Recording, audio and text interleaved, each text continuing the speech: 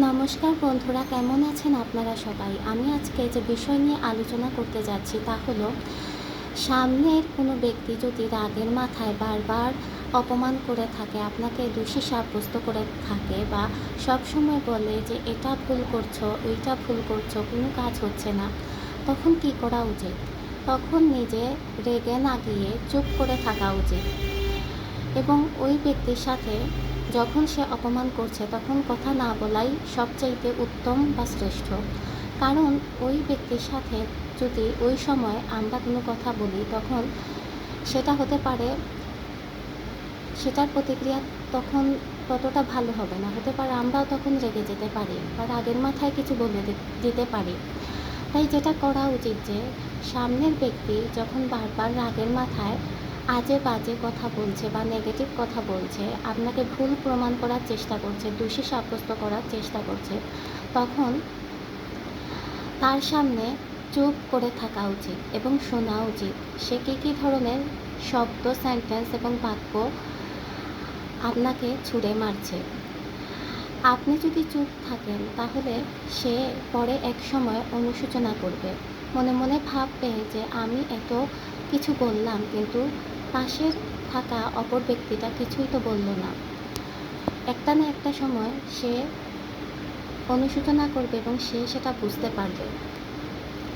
তাই আমাদের উচিত অবশ্যই সামনে থাকা কোনো ব্যক্তির অপমানকে, রাগকে বা কথাকে মনের মধ্যে ধরে না রাখা। এবং আরেকটা যেটা সবচেয়ে ইম্পর্টেন্ট বিষয় হলো গিয়ে যে, সামনে থাকা কোনো ব্যক্তি যদি বারবার প্রতিদিনই বারবারই অপমান করতে থাকে, ভুল ত্রুটি দোষ ধরতে থাকে, তাহলে দেখা যায় যে আমরা এগুলো মনের মধ্যে রাখতে রাখতে একসময় এটা খুব বড় আকার ধারণ করে, মানসিক অবস্থা খারাপের দিকে চলে যায়।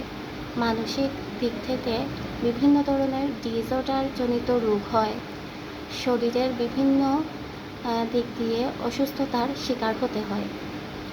তাই অবশ্যই আমাদের উচিত যে, সামনের যে ব্যক্তি বারবার অপমান করছে তার অপমানকে মনের মধ্যে না রাখা। সে যখন অপমান করছে তার কথার কোনো আনসার তখন না দিয়ে 1 ঘন্টা পর বা 1.5 ঘন্টা পর তার কোনো কথার আনসার দেওয়া, সুন্দর করে হাসি মুখে বুঝিয়ে বলা, মাথা ঠান্ডা রেখে তাকে ক্ষমা করে দেওয়া এবং একদম রেসপেক্ট নিয়ে তার সাথে কথা বলা, তাকে রেসপেক্ট করে কথা বলা এবং পজিটিভ কোনো বিষয় নিয়ে কথা বলা, যাতে সে বুঝতে পারে এবং সেও যাতে